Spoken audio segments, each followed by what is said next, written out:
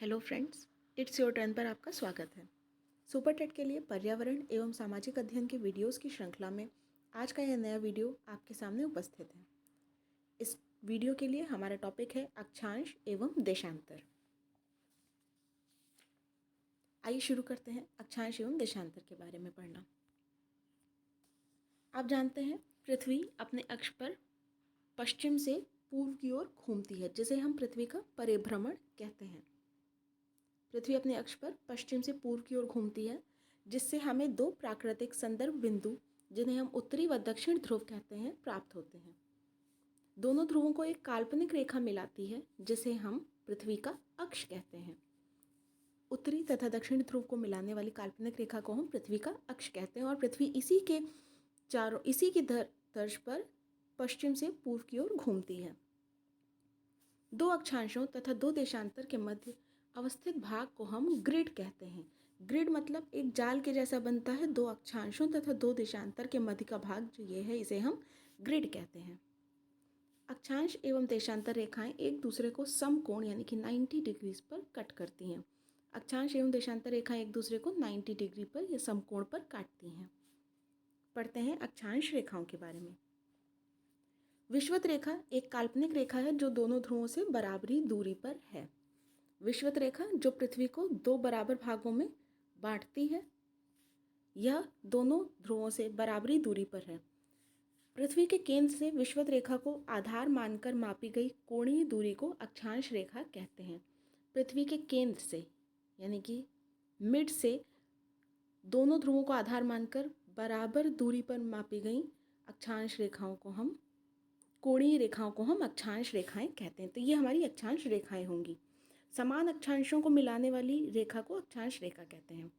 इन्हें समानांतर रेखाएं भी कहते हैं, क्योंकि ये एक दूसरे के पैरेलल होती हैं, इसलिए इन्हें हम समानांतर रेखाएं भी कहते हैं। प्रति 1 डिग्री की अक्षांशीय दूरी लगभग 111 किलोमीटर के बराबर होती है। प्रति 1 डिग्री की अक्षांशीय दूरी लगभग 111 किलोमीटर के बराबर होती है, लेकिन ये सब जगह समान नहीं होती है। पर अप्रॉक्सीमेटली आप इसको कितना ले सकते हैं, 111 किलोमीटर्स। दो अक्षांश रेखाओं के बीच की दूरी को कटिबंध या जोन कहते हैं। जैसे कि आपकी एक है भूमध्य रेखा और एक है मकर रेखा 23.5 डिग्री साउथ, तो इनके बीच की दूरी को हम कटिबंध या फिर जोन कहेंगे। आगे आते हैं देशांतर रेखाओं पर। उत्तरी तथा दक्षिणी ध्रुव को मिलाने वाली ऊर्ध्वाधर काल्पनिक रेखाएं देशांतर रेखाएं या याम्योत्तर रेखाएं कहलाती हैं। उत्तरी तथा दक्षिणी ध्रुव यहाँ हुआ, इन दोनों को मिलाने वाली काल्पनिक रेखाएं क्या कहलाती हैं, देशांतर रेखाएं या फिर याम्योत्तर रेखाएं।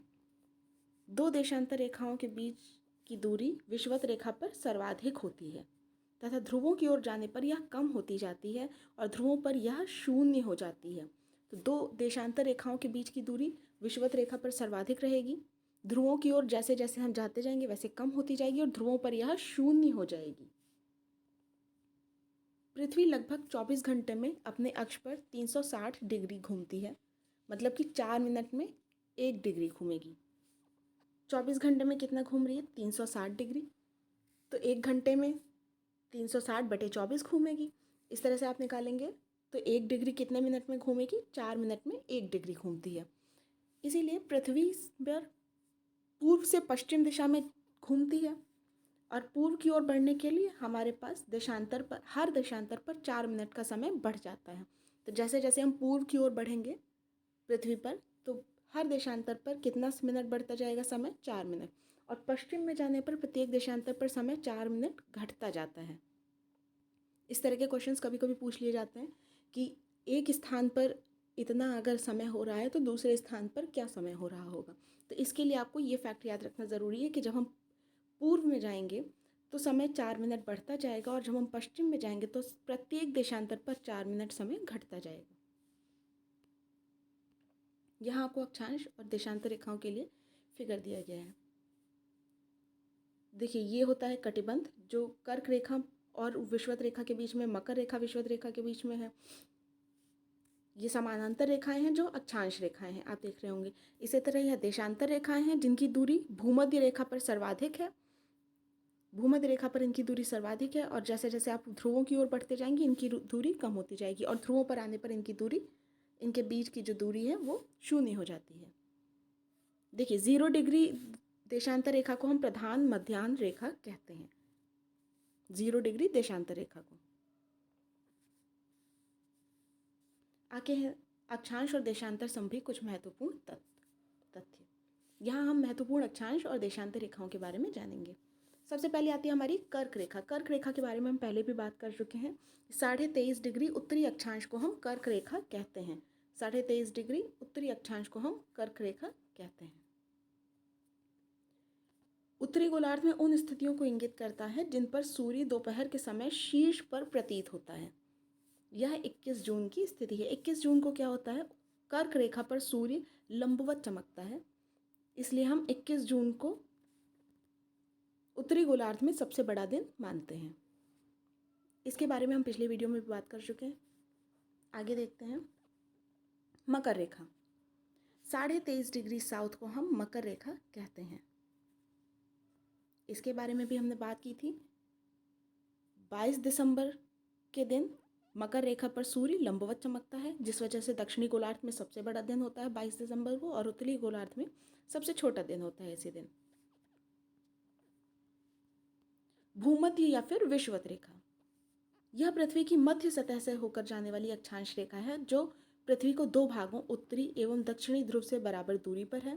पृथ्वी को दो भागों में यानी कि उत्तरी गोलार्ध और दक्षिणी गोलार्ध में बांटती है। यह शून्य अक्षांश की अक्षांश रेखा है जिसकी लंबाई आपको यहाँ 25,000 मील लगभग दी हुई है।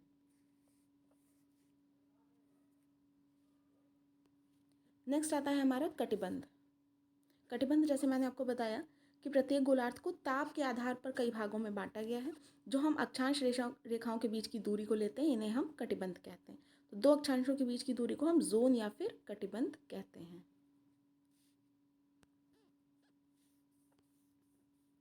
पहला है हमारा उष्ण कटिबंध। तो उष्ण कटिबंध के बारे में देखते हैं। विषुवत रेखा से 30 डिग्री उत्तर, ये आपकी विषुवत रेखा है, तो 30 डिग्री उत्तर और 30 डिग्री पश्चिम तक हमारा कौन सा कटिबंध रहेगा, उष्ण कटिबंध रहेगा। जो भाग कर्क और मकर रेखाओं के बीच का है, यहाँ सूर्य वर्ष में 2 बार शीर्ष पर चमकता है, यानी कि सूर्य की किरणें लंबवत पड़ती हैं। इस भाग में मौसम सदैव गर्म रहता है।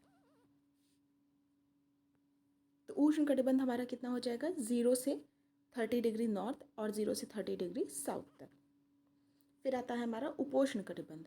उपोष्ण कटिबंध है 30 डिग्री से 30 डिग्री से 45 डिग्री नॉर्थ और 30 डिग्री से 45 डिग्री साउथ अक्षांशों के बीच में जो हमारा क्षेत्र पड़ेगा वो उपोष्ण कटिबंध पड़ेगा। यहाँ कुछ महीने ताप कम रहता है, कुछ महीने ताप अधिक रहता है। फिर आता है हमारा शीतोष्ण कटिबंध। यह 45 डिग्री से 66.5 डिग्री नॉर्थ और 45 डिग्री से 66.5 डिग्री साउथ के बीच का क्षेत्र है।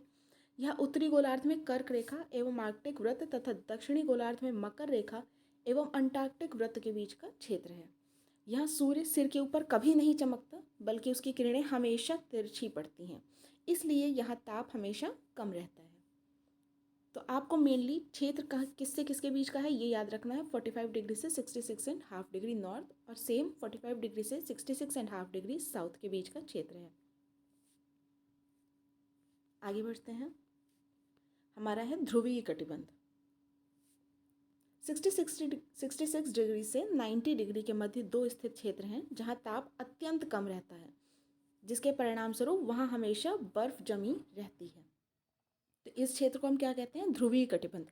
जो ध्रुवों के पास का क्षेत्र है, मतलब 90 डिग्री के पास का क्षेत्र है, इसे हम ध्रुवीय कटिबंध कहते हैं। और यहाँ हमेशा बर्फ जमी रहती है क्योंकि यहाँ ताप अत्यधिक कम रहता है। ध्रुव क्या है, हमारे पृथ्वी की एक काल्पनिक धुरी एक्सिस है जिस पर वह निरंतर घूमती रहती है। जैसे हमने बात की अभी पृथ्वी के अक्ष के बारे में, तो पृथ्वी अपने अक्ष पर लगातार घूमती रहती है। यह एक काल्पनिक धुरी है। इस धुरी का एक किनारा उत्तरी ध्रुव कहलाता है तथा दूसरा किनारा दक्षिणी ध्रुव कहलाता है। इन ध्रुवों पर पृथ्वी की गुरुत्वाकर्षण शक्ति अधिक होती है। इन्हें चुंबकीय ध्रुव भी कहते हैं। इन्हें क्या कहते हैं, चुंबकीय ध्रुव भी कहते हैं, क्योंकि यहाँ गुरुत्वाकर्षण शक्ति अधिक होती है। अब आते हैं अंतर्राष्ट्रीय तिथि रेखा पर। 180 डिग्री देशांतर को सन 1884 में वॉशिंगटन सभा में अंतर्राष्ट्रीय तिथि रेखा माना गया। कौन सी देशांतर रेखा को? 180 डिग्री देशांतर रेखा को किस सन में? 1884 में वॉशिंगटन में सम्मेलन हुआ जिसमें 180 डिग्री देशांतर को अंतर्राष्ट्रीय तिथि रेखा माना गया। जैसा आपने देखा कि प्रत्येक देशांतर पर हमारे समय में परिवर्तन होता है, तो पूरे विश्व के लिए एक तिथि रेखा तो मानना ज़रूरी था, इसलिए 180 डिग्री देशांतर रेखा को 1884 में वॉशिंगटन की सभा में अंतर्राष्ट्रीय तिथि रेखा घोषित किया गया। यह रेखा कहाँ से होकर गुजरती है? प्रशांत महासागर में उत्तर से दक्षिण तक फैली है। किस महासागर में? प्रशांत महासागर में। यदि 0 डिग्री देशांतर से पूर्व को 180 डिग्री देशांतर पार करें तो 12 घंटे जोड़ने होंगे। इसी प्रकार यदि 0 डिग्री देशांतर से पश्चिम को अगर 180 डिग्री देशांतर पार करें तो 12 घंटे हमें घटाने पड़ेंगे। इस रेखा को पश्चिम से पूर्व की ओर पार करने पर एक दिन कम हो जाता है और पूर्व से पश्चिम की ओर पार करने पर अगला दिन यानी आने वाला दिन गिना जाता है। ध्यान दीजिएगा, पश्चिम से पूर्व की ओर जाने पर एक दिन कम हो जाएगा और पूर्व से पश्चिम की ओर जाने पर अगला दिन माने आने वाला दिन गिना जाता है। चूंकि पृथ्वी 24 घंटे में अपनी परिक्रमा पूरी करती है और प्रत्येक स्थान पर सूर्य एक समय पर ही नहीं चमक सकता, इसलिए पृथ्वी पर किसी स्थान पर सूर्योदय सर्वप्रथम होता है तथा किसी स्थान पर बाद में होगा। तो जिस स्थान पर सूर्योदय हो रहा है ठीक उसके पश्चिम का स्थान 24 घंटे बाद सूर्योदय को देखेगा। जैसे ये सूर्य है और ये पृथ्वी है, तो सूर्य की किरणें इस समय अगर इस स्थान पर पड़ रही है तो इसके जो पश्चिम का स्थान है उस पर 24 घंटे बाद सूर्योदय होगा। अतः पूरे एक दिन का अंतर पड़ेगा दोनों स्थानों पर। आते हैं स्थानीय समय पर। स्थानीय समय वह समय है जो कि सूर्य के अनुसार प्रत्येक देशांतर पर निकाला जाता है। तो स्थानीय समय प्रत्येक देशांतर पर निकाला जाता है। कैसे? जब सूर्य उस देशांतर पर लंबवत चमकता है तो उसे दोपहर के 12 बजे मान लेते हैं। जब सूर्य उस देशांतर पर लंबवत चमकेगा जिस देशांतर पर वह स्थान उपस्थित है तो उसे दोपहर का 12 बजे मान लेते हैं और इसे ही हम स्थानीय समय कहते हैं, जो प्रत्येक देशांतर पर अलग अलग निकाला जाता है। स्थानीय समय पृथ्वी के प्रत्येक भाग पर भिन्न होता है चूंकि यह देशांतर से निकाला जाता है। प्रत्येक देशांतर पर 4 मिनट के अंतर से यह भिन्न होता जाता है। आगे देखते हैं प्रमाणिक समय या मानक समय। स्थान स्थान पर समय के अंतर के कारण अंतर्राष्ट्रीय निर्णय द्वारा प्रमाणिक समय की ओर जोर दिया गया, ताकि एक प्रमाणिक समय निकालकर हम पूरे विश्व के उस समय को उसके हिसाब से एडजस्ट कर सकें। प्रमाणिक समय एक प्रमाणिक देशांतर का स्थानीय समय है जो एक चौड़ी पट्टी में उस देशांतर के दोनों ओर माना जाता है। तो प्रमाणिक समय क्या है? एक देशांतर जिसको कि मान लिया गया है प्रमाणिक, उसका स्थानीय समय है जो एक चौड़ी पट्टी के रूप में उस देशांतर के दोनों ओर माना जाता है। प्रमाणिक समय मानने वाले क्षेत्र को समय क्षेत्र कहते हैं। प्रमाणिक समय मानने वाले क्षेत्र को हम क्या कहते हैं? समय क्षेत्र कहते हैं। भारत में प्रमाणिक समय किसको माना गया है? भारत में 82.5 डिग्री पूर्वी देशांतर रेखा को समय की मानक समय रेखा माना गया है। कौन सी रेखा को? 82.5 डिग्री पूर्वी देशांतर रेखा को मानक समय रेखा माना गया है। और इसी देशांतर के यह देशांतर कहाँ से निकलती है? ये क्वेश्चन भी आपसे पूछ लिया जाता है कि इलाहाबाद के निकट नैनी से होकर गुजरती है और इससे ही हमारा भारत का मानक समय निकाला जाता है। कुछ बड़े देश हैं जैसे रूस, यहाँ 11 मानक समय रेखाएं मानी गई हैं। भारत का मानक समय ग्रीनविच मीन टाइम जीएमटी